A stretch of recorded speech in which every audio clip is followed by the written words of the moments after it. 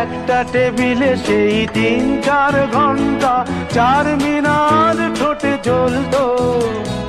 কখনো বিষ্ণু দে কখনো যামিনী রায়, এই নিয়ে তর্কটা চলতো।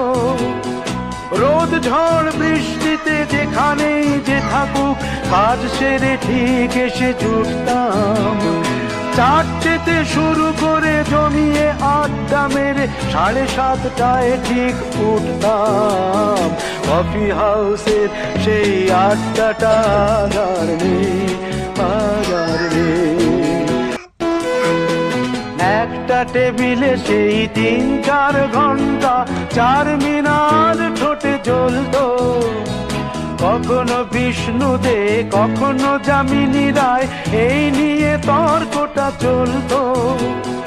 রোদ ঝড় বৃষ্টিতে যেখানেই যে থাকুক, কাজ সেরে ঠিক এসে জুটতাম।